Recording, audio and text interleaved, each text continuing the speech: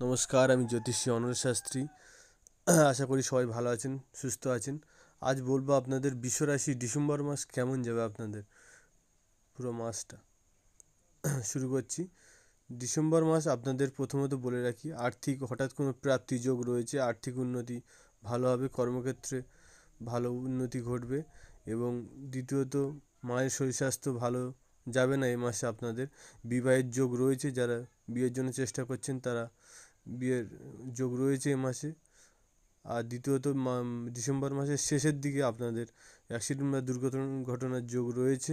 সবাই ভালো সাবধানে থাকবেন, সাবধানে চলাফেরা করবেন, সাবধানে গাড়ি চালাবেন, তার ফলে আপনাদের ভালো হবে। ঠিক আছে, সবাই ভালো থাকবেন, সুস্থ থাকবেন। জয় মা তারা, জয় গুরু বামদেব।